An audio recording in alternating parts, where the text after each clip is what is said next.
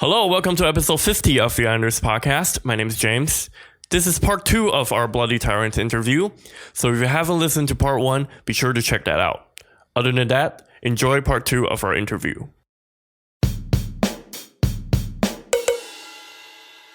So you guys are, actually you have a small recording space over here. Yeah. And you do most of this stuff, recording yourself, right? Yes.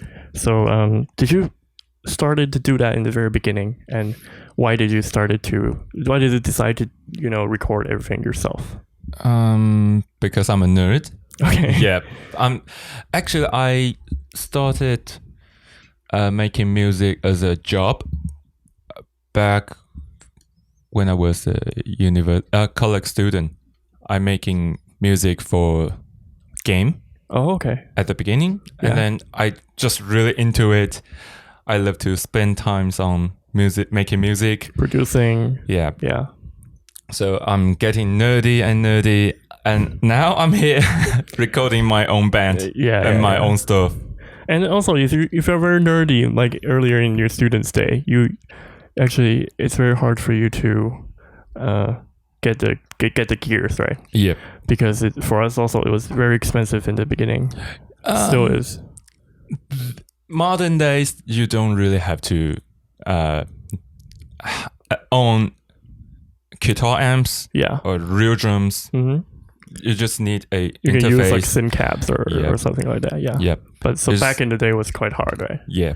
Yeah. So recently, I found that it was it's getting cheaper and cheaper, even like with like the interfaces that we have, headphones or microphones, like bundles, and microphone is getting cheaper and cheaper. Yeah. Definitely. So does it have any benefit in recording everything yourself? Obviously, you save a lot of money. Not really, because I still have to buy all this stuff. Yeah. Okay. Do you have more control in what you record? Or definitely? Yeah, definitely. Mm-hmm. Okay, so I heard that you recommend a lot of bands actually to learn like producing their own songs, recording stuff from very beginning, right? Yeah, because I also record in all the bands, but when they communicate to me, they don't even know what they want. Oh, they don't know how to tell you like what they want in their music, so it really helps if you own a band, then you learn the producing stuff, right? So every musician nowadays should know how to make music on their own. So actually, I heard an interview with the band Periphery. Do you know Periphery? Yeah. They also kind of like huge like recording, producing nerds themselves. Like Misha, do you know Misha? Yeah, of course. He does all the recording also. I learned a lot actually from him. In like using their interface and teaching people how to use our Focusrites and stuff. They are super nerds. Yeah, they're super talented and their stuff is super technical also. Yeah. I interviewed them in 2014. Oh, okay. Where did you interview them? When they came to play in Taiwan. Oh, they play. Oh, yeah. Okay. So, because I run a group called Metal Arsenal. Oh, yeah. It's more like Gear God. Oh, yeah. Gear related. So when they came to Taiwan, interview them with like a rig rundown sort of thing. Yeah. Okay. So how was your experience in meeting them? It was quite awesome because, I was kind of fans of Periphery as well. Yeah. And the surprising thing was when I went to NAMM this year, I think, I met Mark. Oh, yeah, Mark. He remembered me. Oh, I remember you. Yeah, he was like, hey, I met you in Taiwan, right? I was like, yeah. That's super cool. He's also like half Filipino, right? Yeah. Yep. So he's sort of half Asian. Asian connection. Yeah. So it's quite nice to have, someone like Mark, which is well-known artist in the metal scene. Remember some guy from 6 years ago. Yeah. That's really cool. Fun fact, I actually have his signature guitar. Oh, really? Yeah, actually. The PRS. Thought that it was super cool, right? The whole like maple top stuff. Yeah. So what do you guys feel about MIDI instruments? Do you use them in your songs? Yeah, of course. Yeah. I try to record everything for real. For example, in our newest album, Myths Island, I recording pipe organ. Yeah, pipe organ or like pipa. Yeah, all the Chinese instruments. Yeah, and strings. Strings? Yeah, Yeah. I don't have budget to hire whole orchestra. So I recorded one violin for 18 times. Oh, okay. To make it sound like a band. Yeah. Oh wow. So you just layered it on top of it. Layered it. And so I hire one violinist, one viola, one for cello. So it really helps if you have all these like background knowledge into like producing music. That way you can really just do a lot of stuff that other people might have difficulty with. Yeah. Yeah. Okay, so now I think that's part of our interview questions. Now it's time for quickfire. So quickfire is actually just a segment that I want to ask like simple questions and I want simple answers from you guys. So each of you, okay? Okay. So let's start with John. The first question. Yeah. What's the band that got you into metal music? What's Metallica. the gateway drug? Metallica. Yeah. Okay. How about you, Willie? Linkin Park. Linkin Park.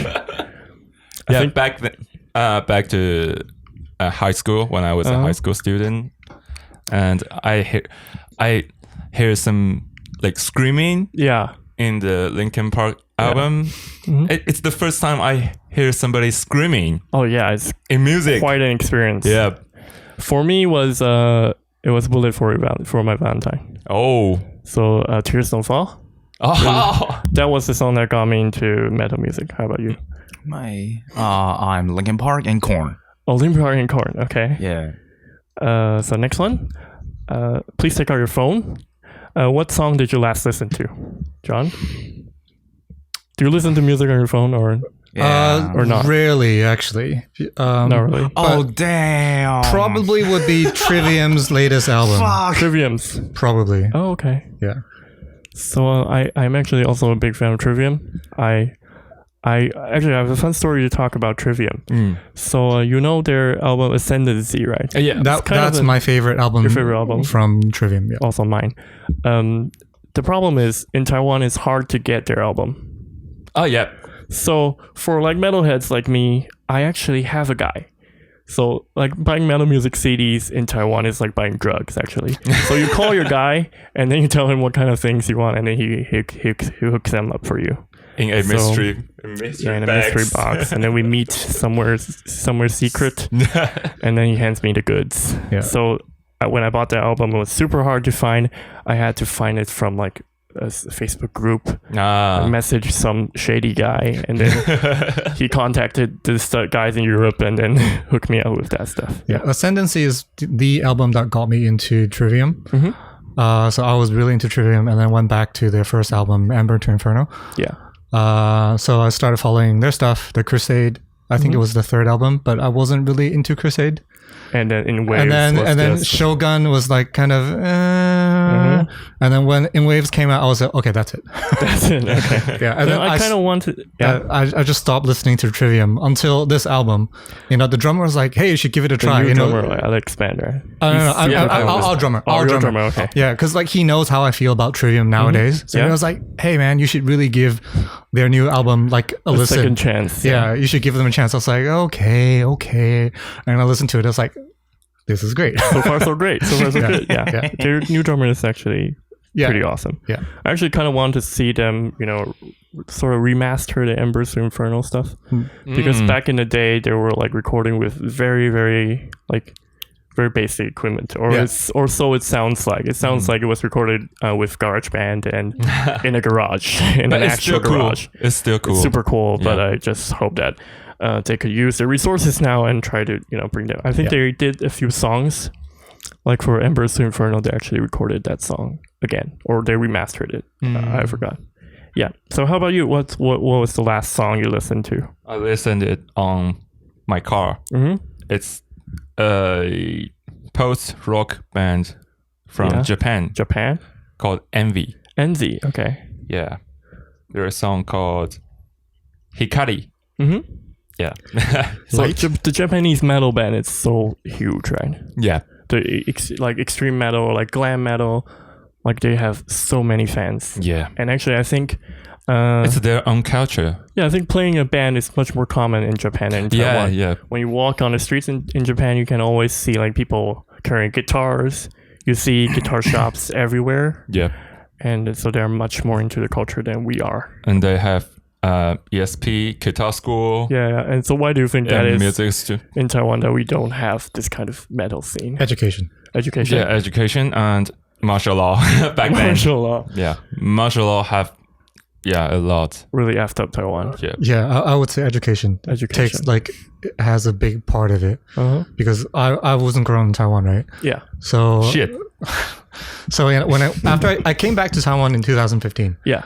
So afterwards, I hear a lot about the Taiwanese education. It's like, oh, this is what you had to do like in high school. Mm-hmm.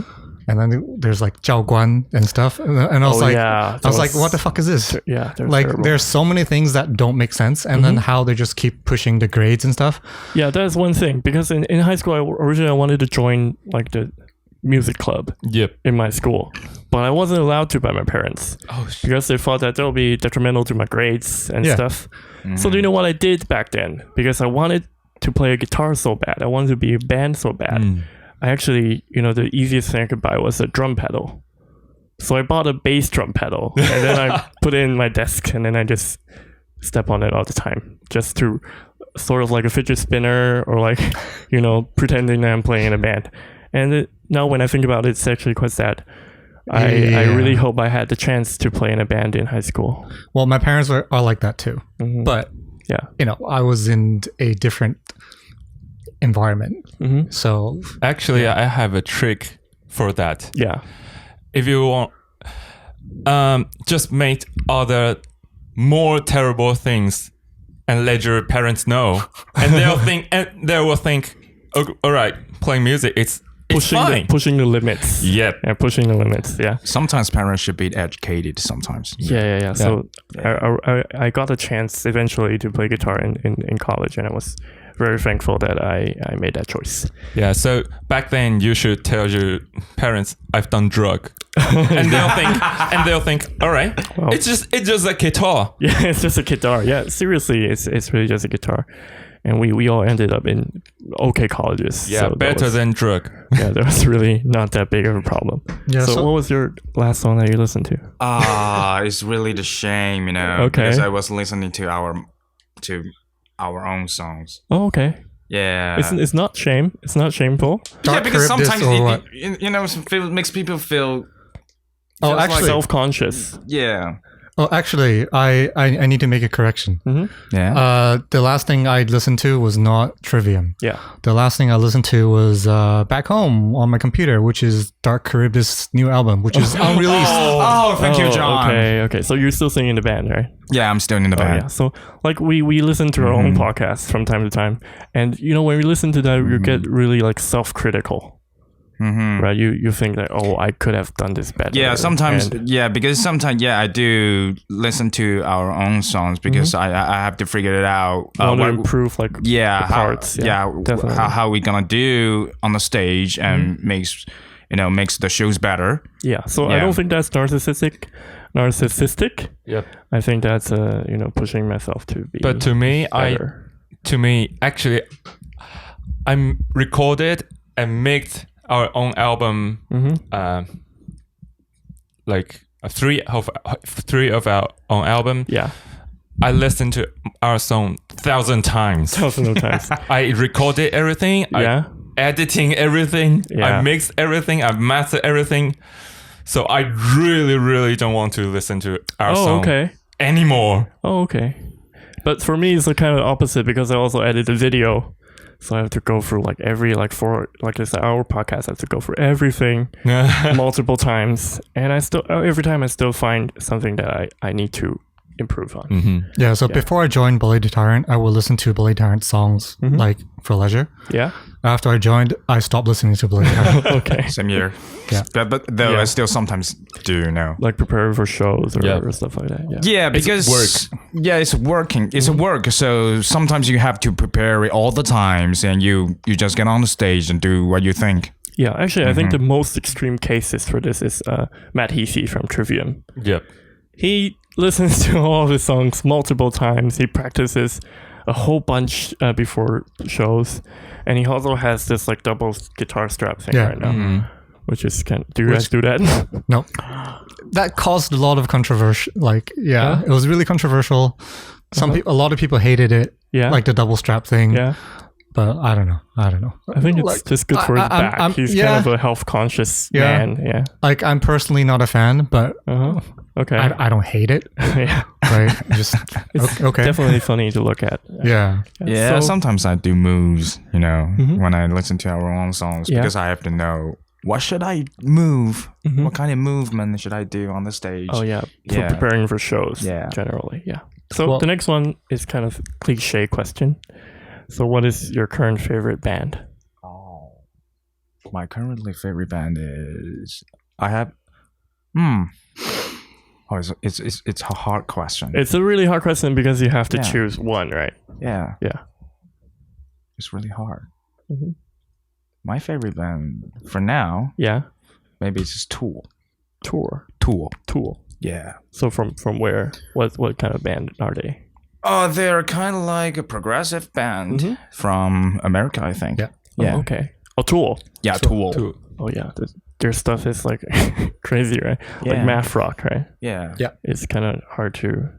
Yeah, understand but their in the grooving deep is end, right? fantastic. Yeah. Also their lyrics. So technical, right? Mm-hmm. How about you, Willie? From day all the time. Oh, okay. It's a Taiwanese band. It's not a bento band, but yeah, all the time. Okay. How about you, John? Current favorite? Current favorite band, or like you can talk about your past favorite bands. That's fine also. I would say, like, it's definitely not my all-time favorite, but my current favorite might be Cattle Decapitation. Oh, okay. So a Current favorite. black metal band, death metal, Tech Death. tech death. Yeah. Okay. The next one actually I think is quite interesting. Your favorite like live show you've been to? Mm-hmm. Do you have? Let me think about it. I think it's Paris. The one we do in Paris. Like it could be your own show or some other people's show. Or I'm like not gonna talk about our own show. I'm gonna talk about the show I've been to as an audience. Yeah. Oh, as an audience. Wow. Well, for me, I'll start first. Yeah, you go It'll probably be Sounds of the Underground tour, Okay. the first one. From who? That was a festival thing. Oh, So okay. it was kind of like Ozfest Oh, okay. sort of thing, Yeah. except that it wasn't it didn't last as long. It lasted a couple of years. Okay. That was back when I was still in Canada. What were you saying? So there was like 20 bands. So there was I think Lamb of God was the headliner. Lamb of God. Yeah, they were the headliner, and then there were a lot of other bands like Gore. Yeah. Okay. But I think the icing on the cake for me back at that tour was Strapping Young Lad. Okay. Yeah. Actually, Lamb of God was also one of my intro to metal music. They were the band that got me back into metal. Back into metal. So you had a time that you were away from metal? Or I would say guitar playing. Oh, okay. Because I was... Okay, so the band that got me into metal was Metallica, right? And then Metallica, because that was back in late 90s. Yeah. And then Slipknot was the band that got me into heavier metal. Heavier stuff, yeah. Because Metallica is quite soft. It's like rock, more rock than metal, Yeah, sort of. yeah. But Slipknot got me to the heavier stuff, and then Slipknot back then was like new metal, right? It was the big new metal era. But new metal is relatively easy on the guitar, Yeah. so I got bored of guitar playing because it was easy. Yeah. But Lamb of God was the band that got me into actually playing the guitar more because their stuff was intricate and interesting. Yeah. I remember listening to like Ashes of the Wake. Yeah, that was also the album that got me into Lamb of God. I also remember tuning my guitar to drop D all the time and just staying it in drop D and then just trying to nail the rhythm parts. Yeah. Which I think it's one of the highlights in Lamb of God is the very like machine gun like rhythm parts, right? I've always liked Willie's parts more because his parts were more awkward. Yeah. Also, interestingly, he's not traditionally trained in playing music, and that's why his stuff is I think that's the more difficult to play. That's also one of the things that make a lot of the songs interesting. It seems like when you hear the song, you think that it's repetitive. It's kind of simple, but when you actually play it, you feel that there are a lot of like nuances to it. Yeah. And so the easier stuff are actually the hardest. So how about you? What's your favorite live show that you've been to? Eluveitie. Eluveitie. Wacken. Okay. Last year.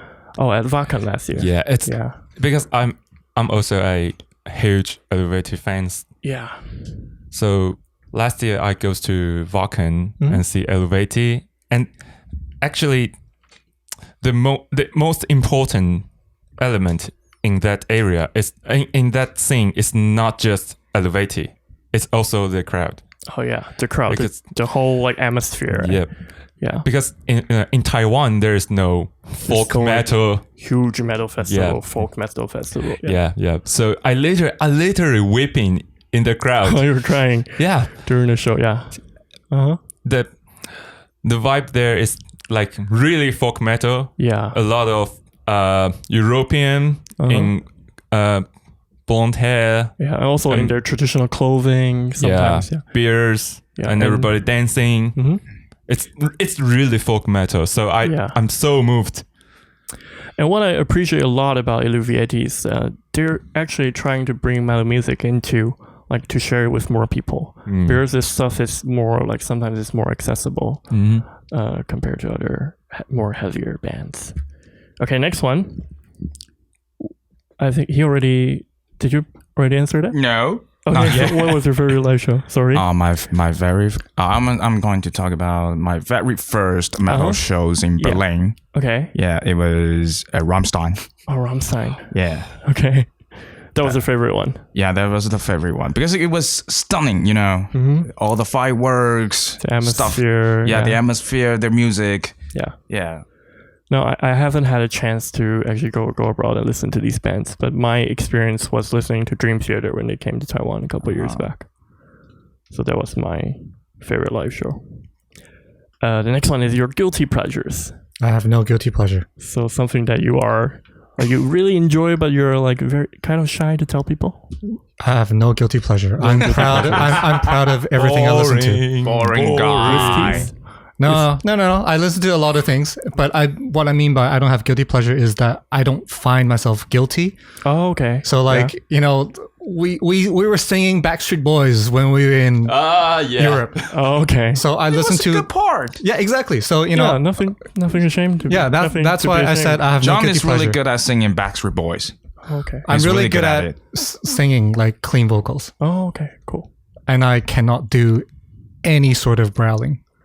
None. Oh, okay. Yeah. So originally I thought you were like kind of a whiskey guy because I saw you in another interview carrying a bottle of Lafroig. All props. So that was props. I think it was actual alcohol, but you know I didn't drink it. I actually based my gift on that photo and okay. Yeah. So what was your guilty pleasure? Fronde. Yeah, Fronde. Fronde? Yeah. Actually, there's a song I wrote for the singer, right? For the their singer, vocal, yeah. And then you recorded her singing. No. She recorded her part in their own studio. Okay. Yeah. So it's an indie band in Taiwan, right? Indie band. Yeah. Okay. And what is your guilty pleasure? Eating lots of food. Oh yeah, that's mine too. Yeah. Next one. Favorite pastime. What's your favorite pastime, John?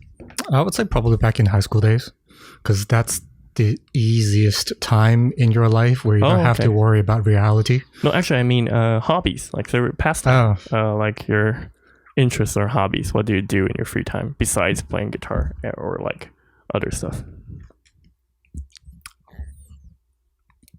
Boring. Yeah. Yeah. Like you're a nerd. Your favorite pastime is actually just listening to more metal music. Yeah. Well, like I said at the beginning, I'm a very boring person. So, okay. Well, guitar or video games. Oh, okay. Yeah. Cool. How about you, Willie? What do you do in your free time? Reading. Reading. Yeah, reading books. Like what kind of or books? Like novels, Yeah.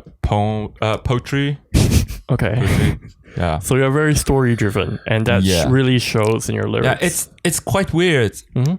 in modern days that a man Reads, right? who don't like video games Oh, yeah. and in a band, being in a metal band, exercise a lot. Uh-huh. So, pastime reading, Okay, exercising. reading, exercising. Yeah. Okay.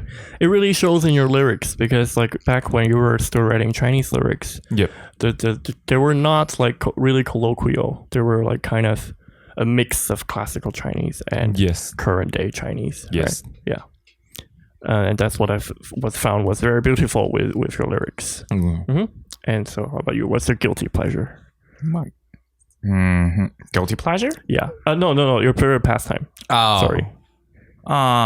It was like playing video games. Video game. And What kind of video games? it was I'm playing Call of Duty. Oh, Call of Duty. Yeah, Modern Okay. Warfare because it's free now, and also I like cooking. Oh, cooking. Yeah. Okay. So the next one ties into that really well. What's your guys' favorite food? Taiwanese snacks, Taiwanese snacks. because I've been not in Taiwan for For a most long of my time. life. Mhm. Yeah, so Italian food. Italian food. Yeah, I love Pizza, pasta. pasta, yeah. Yeah, okay. Risotto. because sometimes I made my own pasta. Oh, okay. Yeah. Pasta is like the one food that is really easy to make, but people still go to restaurants to eat. Yeah. And they But- pay like overpriced for. Yeah. Yeah. But I made like pasta dough from Oh, you from made it from scratch. scratch. Okay, that's really cool. I wish I could do that. How about you? What's your favorite food? I like American food. American food? Yeah, and also Taiwanese traditional dish. Yeah. Obesity definitely. food. We had a whole episode talking about Taiwanese food, and we would also like the audiences to check that out. Yeah. So I think that's about all the questions we have, and I just have one more question to ask you. Yeah. To all the people out there with metal bands, what would you like to say to them? To keep them motivated, somehow. Just do whatever you want. Like for the students playing in bands in high school, like what do you want to say to them? It's going to be hard. it's tough. It's It's tough, right? really hard, but the point is keep going. I remember one of you saying that it's sort of like a kamikaze, mission to play metal music professionally in Taiwan, right? People treat it like I want to go big or go home, but actually Well, that playing is- metal music in Taiwan is not that easy. Well, I think that's one of the interviews where we said that's why a lot of the bands quit. and so for yeah. you to keep doing it, you have to treat it as you have to have a different perspective. Yeah, Sort of. Yeah. yeah, because we knew from the beginning that you're not gonna being in a band is not gonna earn you any money. Yeah. Instead, it'll cost you a lot of money, Yeah. right? Like so this studio. yeah, so treat it as a hobby, Yeah. and then you'll go further. Okay. And that's also very good advice for us too, because we kind of need to treat this as a hobby also, because it's not that big a market in Taiwan. Yeah, And so thank you very much for today's interview. thank you. It's been pleasure. great meeting you guys. Likewise. And hopefully we can do this again sometime. Thank you. Sure. Yeah. Thank you very much. So Thank thank you. you. Thank you. Thank you for listening to our full interview with Bloody Tyrant. It was a pleasure talking to those guys, and it was fun and interesting to hear their thoughts on their music and on Taiwan. Be sure to follow us on Spotify, on YouTube, and on our social media, on Facebook, and all that good stuff. And we'll see you next week with more content.